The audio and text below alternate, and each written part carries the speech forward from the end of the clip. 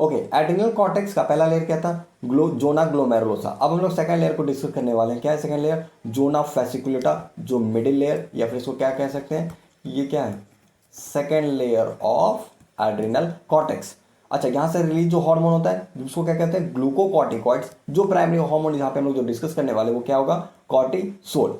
अब यहाँ पे डेफिनेशन और टाइप्स की बात कर लें। Glucocorticoids are steroid hormone secreted by zona fasciculata of the adrenal cortex. यानी जोना फेसिकुलेटा किसका? तो एड्रिनल कॉर्टेक्स का जो पार्ट है, और एक्चुअली वो एड्रिनल कॉर्टेक्स का जो लेयर है, वहां से क्या रिलीज हो रहा होता है? Glucocorticoids. The main glucocorticoid is cortisol, basically जो हाइड्रोकॉर्टिसोन कहते हैं। Other minor glucocorticoids include कॉर्टिकोस्टेरॉन and cortisone. ध्यान रखना, कॉर्टिसोल, कॉर्टिकोस्टेरॉन और कॉर्टिसोन। यहाँ पे सोल है, कॉर्टिसोल है, और यहाँ पे कॉर्टिसोन है। ओके, ये तीन हार्मोन्स बेसिकली यहाँ पे देखने को मिलते हैं, लेकिन जो बेसिक तीन हार्मोन जो है वो ग्लूकोकॉर्टिकॉइड के अंदर आते हैं, लेकिन प्राइमरी हार्मोन क्या है हमारा? कॉर्टिसोल। अब इसके सिक्रीशंस और रेगुलेशंस की बात कर लें। Control by hypothalamic pituitary adrenal axis, जिसको HPA एक्सिस भी कहते हैं। ये क्या है? Hypothalamus secrete CRH, corticotropin releasing hormone, जिसको क्या कहते हैं? CRH। CRH stimulates the anterior pituitary to release ACTH, यानी एड्रेनोकॉर्टिकोट्रोपिक हार्मोन रिलीज करवाता है। अब ये ACTH क्या करता है? Stimulate the adrenal cortex to release cortisol. इसको और कंडीशंस ऐसे समझे कि क्या हुआ कि CRH जो है, ओके, CRH रिलीज हुआ, ये जाके एक्ट कहाँ किया? CRH एक्ट किया एंटेरियर पिट्यूटरी पे। ओके, इसको ऐसे करते हैं, ओके, यहाँ से CRH। अच्छा, CRH ये आया कहाँ से? तो ये आया था कहाँ से? हाइपोथैलेमस से। हाइपोथैलेमस से आया, और हाइपोथैलेमस से कहाँ एक्ट किया? एंटेरियर पिट्यूटरी पे। हाइपोथैलेमस से आया CRH, CRH जाके एक्ट किया एंटेरियर पिट्यूटरी पे। अब एंटेरियर पिट्यूटरी से क्या रिलीज हुआ? रिलीज ACTH, ACTH रिलीज हुआ, एड्रेनोकॉर्टिकोट्रोपिक हार्मोन। ये जाके एक्ट किया कहां पे? ACTH जाके एक्ट किया एड्रेनल कॉर्टेक्स पे। अब यहां पे एड्रेनल कॉर्टेक्स पे जो एक्ट किया, तो यहां से क्या रिलीज हुआ? ग्लूकोकॉर्टिकॉइड्स, जिसमें प्राइमरी हम लोग बात कर लें किस चीज का? कॉर्टिसोल। ओके, ये क्लियर है? ओके, ये अब होता कैसे? तो ये कंडीशंस होते हैं, जैसे स्ट्रेस हुआ, या लो कॉर्टिसोल का लेवल हुआ, या सर्कैडियन सिग्नल्स आए, इसकी वजह से क्या होता है? CRH जो होता है वो रिलीज होता है हाइपोथैलेमस से। उसके बाद फिर क्या होता है? ACTH रिलीज हुआ, जाके एक्ट किया कहां पे? Adrenal cortex. रिलीज क्या करवाया? कॉर्टिसोल। अब ये कॉर्टिसोल जो रिलीज हुआ, ये करता क्या है? इंक्रीजेस ब्लड ग्लूकोज, ग्लूकोनियोजेनेसिस करवाता है। Okay, promotes protein and fat breakdown, यानी प्रोटीन का और फैट का क्या करवाता है? ब्रेकडाउन करवाता है। Anti inflammatory and immunosuppressive actions भी दिख रहते हैं। ओके, अभी कंट्रोल कैसे होता है? तो भाई नेगेटिव फीडबैक जो CRH और ACTH जो हम लोग आगे देखेंगे, बेसिकली होता क्या है? तो CRH अगर आना बंद होता है हाइपोथैलेमस से, अगर CRH ना आए, यहाँ पे कॉर्टिसोल का अगर लेवल बढ़ गया, यहाँ पे कॉर्टिसोल का लेवल, ये नेगेटिव फीडबैक भेज रहा है किसको? हाइपोथैलेमस को। अब CRH अगर नहीं आएगा तो एंटेरियर पिट्यूटरी ACTH रिलीज नहीं होगा, ACTH रिलीज नहीं होती, जाके एक्ट नहीं करेगा। आगे जाके एक्ट नहीं कर रहा है, तो यहाँ पे क्या? ग्लूकोकॉर्टिकॉइड्स रिलीज नहीं होगा, यानी कॉर्टिसोल जो है ये रिलीज नहीं होने वाला है। ये नेगेटिव, ये इसका क्या है? नेगेटिव फीडबैक मैकेनिज्म है। Okay, elevated cortisol levels inhibit CRH and ACTH release, maintaining hormonal balance, यानी ये ACT कॉर्टिसोल का लेवल जो बढ़ जाता है, जिसकी वजह से बेसिकली होता क्या है? तो यहाँ पे अब देखिए हम लोग कि सिक्रेट कॉर्टिसोल, कॉर्टिसोल का लेवल क्या हुआ? बढ़ गया। अब जिसकी वजह से क्या होगा? ये वापस जो है निगेटिव फीडबैक भेजेगा, ACTH मत रिलीज करवाओ, CRH मत रिलीज करो, दोनों को निगेटिव इन्फॉर्मेशन भेजा। अब ये रिलीज नहीं होगा तो कॉर्टिसोल का लेवल बढ़ना बंद हो जाएगा। इस तरीके से कॉर्टिसोल का रिलीज भी कंट्रोल हो जाएगा by the help of negative feedback mechanism.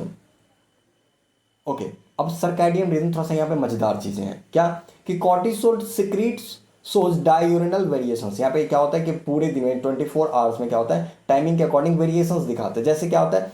Peak level, यानी कॉर्टी बॉडी में कहें कि कॉर्टिसोल का लेवल पीक कब होता है? तो peak level between 4 AM to 8 AM, यानी सुबह के 4 बजे से लेके सुबह के 8 बजे तक बॉडी में कॉर्टिसोल का लेवल बढ़ा हुआ होता है। Lowest level between midnight and 3 AM, यानी आधी रात, यानी ऑलमोस्ट हम ये कहें कि 10-12 बजे के बाद ये जो होता है कम होना स्टार्ट होता है और 3 बजे तक सबसे कम होता है, लोएस्ट लेवल्स कंडीशंस में होता है।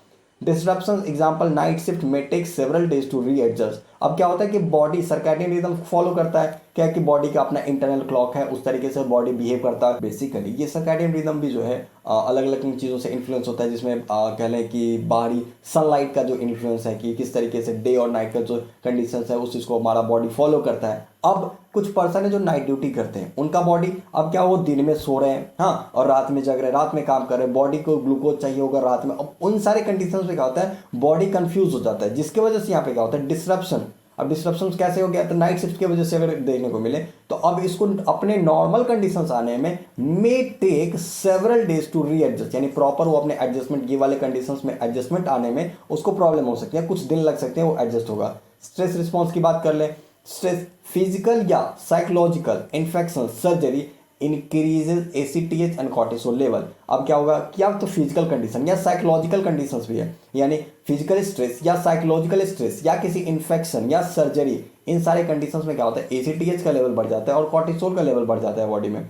जाहिर सी बात है, अगर सोच के देखें कि फिजिकल स्ट्रेस के मेंटल स्ट्रेस की वजह से अगर एसीटीएच का लेवल बॉडी में बढ़ जाए तो क्या होगा, एसीटीएच एंटी पिट्यूटरी से तो रिलीज हो जाएगा, ये रिलीज होकर जाए कहाँ काम करेगा, एड्रिनल कॉर्टेक्स पे। अब ये एड्रिनल कॉर्टेक्स पे जाके काम किया तो रिलीज करवा देगा कॉर्टिसोल। अब कॉर्टिसोल अगर बढ़ गया बॉडी में, अगर कॉर्टिसोल बढ़ गया तो क्या होगा, ब्लड ग्लूकोज लेवल को बढ़ा के रख देगा, प्रोटीन का और फैट का ब्रेकडाउन करवाना स्टार्ट कर देगा, जिसकी वजह से बॉडी पे नेगेटिव इफेक्ट, क्योंकि अब किसी चीज को आप कंट्रोल मैकेनिज्म या कंट्रोल सिस्टम के अकॉर्डिंग उसको फॉलो करवा रहे हो तब तो वो अच्छा रिजल्ट दे रहा होता है। पर आप क्या करते हो, उस चीज को एबनॉर्मलिटीज में अगर कोई कंडीशन जाने लगता है तो वो नेगेटिव इंपैक्ट फिर शो करता है। इसीलिए कहा जाता है मेंटल स्ट्रेस हो गया, फिजिकल स्ट्रेस हो गया, अगर ये क्रॉनिक कंडीशन यानी लॉन्ग टर्म ये चीजें अगर बॉडी पे आ रही है तो ये नेगेटिव इंपैक्ट करते हैं, जिसका एक एग्जाम्पल हमको सामने से दिख रहा है। अब स्ट्रेस मेटाबॉलिक फंक्शंस, अब कैटाबॉलिक इफेक्ट बेसिकली होता क्या है, तो अब हम लोग अब तक ये देखें कि कॉर्टिसोल जो रिलीज हुआ कैसे रिलीज हुआ, उसका रेगुलेशंस क्या है, सर्कैडियन रिदम को ये किस तरीके से फॉलो करता है, ये हम लोग समझे। अब इसके फंक्शंस क्या है,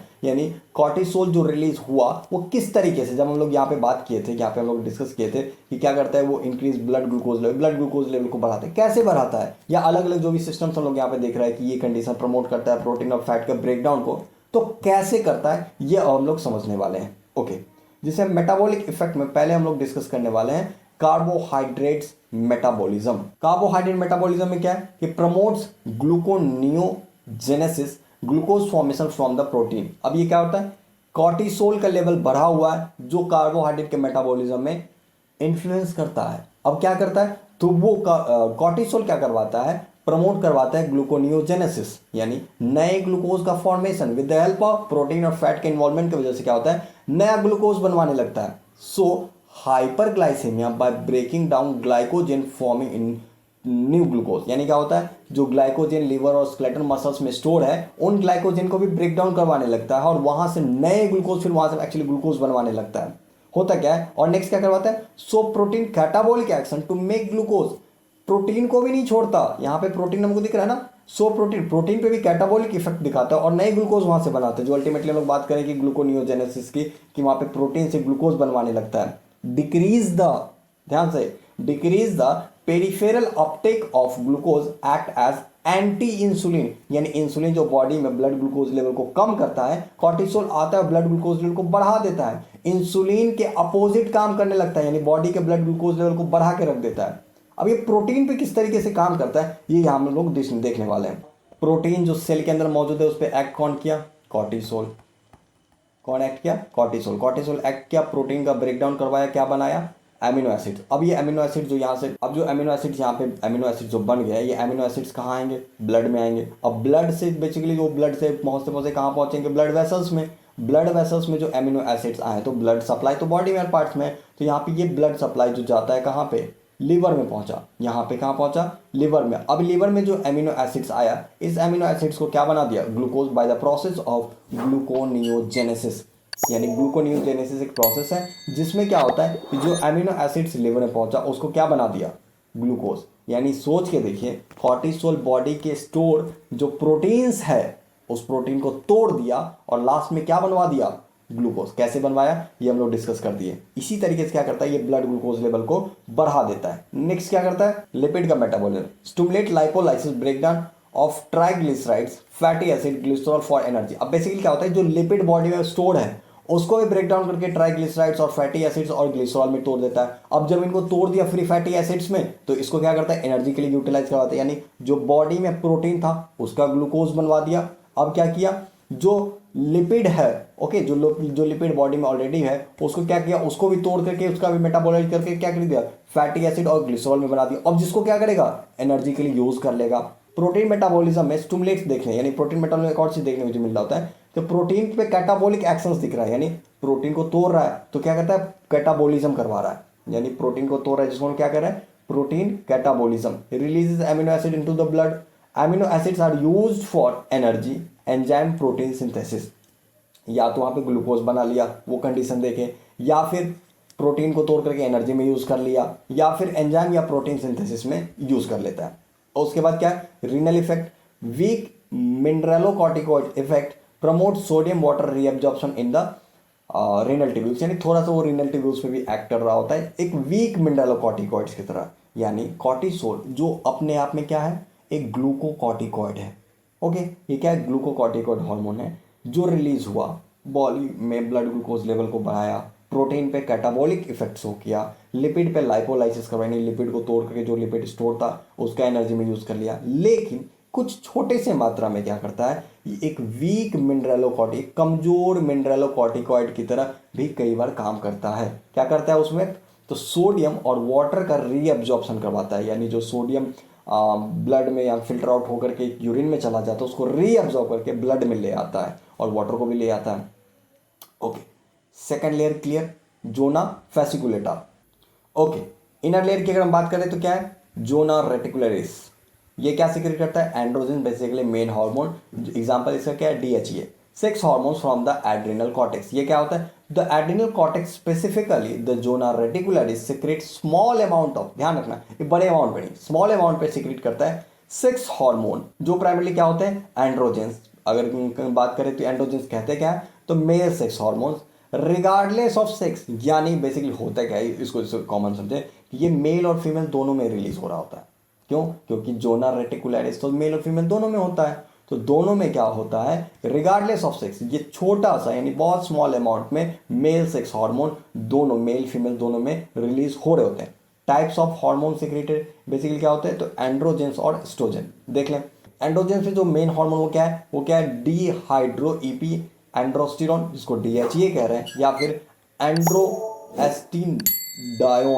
ओके ये दो हार्मोन बेसिकली रिलीज होते हैं। दीज आर वीक एंड्रोजन, ऐसा नहीं कि ये स्ट्रॉन्ग एंड्रोजन यानी स्ट्रॉन्ग मेल सेक्स हार्मोन नहीं होते, ये क्या है weak androgens can be converted into testosterone और एस्ट्रोजन इन पेरिफेरल टिश्यूज। कहने का मतलब जो हार्मोन्स रिलीज हो रहे होते हैं जो अल्टीमेटली चेंज हो जाते हैं यानी चेंज किए जाते हैं किस चीज में टेस्टोस्टेरोन में या फिर एस्ट्रोजन में। टेस्टोस्टेरोन जो स्पेसिफिकली किस में होता है मेल में, और एस्ट्रोजन जो बेसिकली क्या होता है फीमेल में इन पेरिफेरल टिश्यूज। ओके एक और चीज oestrogen secreted in very small quantities more noticeably in post menopausal women when ovarian function ceases. कहने का मतलब एस्ट्रोजन भी थोड़े से अमाउंट में रिलीज होता है लेकिन ये बहुत छोटे से अमाउंट में, और ये देखने को कब मिलता है पोस्ट मेनोपॉजल वुमेन यानी जिस ऐसे वुमन जिनका मेनोपॉज हो चुका है यानी वो मेंस्ट्रुअल साइकिल एंड हो चुका है, उन फीमेल्स में इस तरह के कंडीशंस देखने को मिलते हैं। पर जनरली क्या रिलीज होते हैं एंड्रोजेंस। ओके अब इसके फंक्शंस की बात कर लें।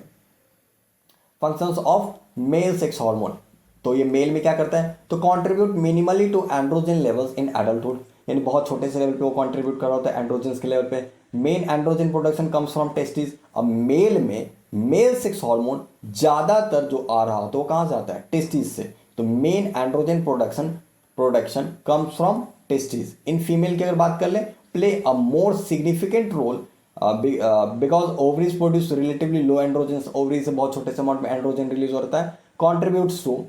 अब ये एंड्रोजन जो फीमेल में रिलीज हुआ क्योंकि जाहिर सी बात है मेल सेक्स हार्मोन है, तो ये फीमेल में क्या कर रहा होता है, तो फीमेल में कंट्रीब्यूट करता है प्यूबिक और एक्सिलरी हेयर के ग्रोथ करवाने में, लिबिडो यानी सेक्सुअल ड्राइव्स को मेंटेन करवाने में फीमेल्स में कौन पार्टिसिपेट कर रहा होता है, ये एंड्रोजन जो यहाँ से रिलीज हुआ ये फीमेल्स के लिबिडो को भी इन्फ्लुएंस कर रहा होता है। Possibly estrogen production post menopause, यानी possibly estrogen production post menopause, यानी पोस्ट मेनोपॉजल फीमेल्स में वहाँ पे एस्ट्रोजन का प्रोडक्शन हो रहा होता है। ओके, अब हम लोग अगर देखें तो हम लोग एड्रिनल कॉर्टेक्स में 3 लेयर, जोना ग्लोमेरुलोसा, जोना फैसिकुलेटा और जोना रेटिकुलरिस, ये 3 लेयर हम लोगों का कंप्लीट हो चुका है, यानी एड्रिनल कॉर्टेक्स की कहानी अब हम लोग की कंप्लीट हो चुकी है। आई होप आप लोगों को आज का लेक्चर समझ में आया होगा। वीडियो पसंद आया हो तो लाइक करें। नेक्स्ट लेक्चर से हम लोग एड्रिनल मेडुला को डिस्कस करेंगे। आई होप आपको वो भी बहुत पसंद आएगा। वीडियो पसंद हो तो लाइक करें, एटलीस्ट कमेंट करें। आपके कमेंट्स और फीडबैक से मुझे आइडिया लगता है कि क्या आप कुछ कॉन्सेप्ट है जो छूट चुका है, या एक्सप्लेनेशन या कुछ और चीज़ें हैं जो ऐड करनी है, रिमूव करनी है, या क्या चेंजेस करने हैं। तो I request you please comment in the video.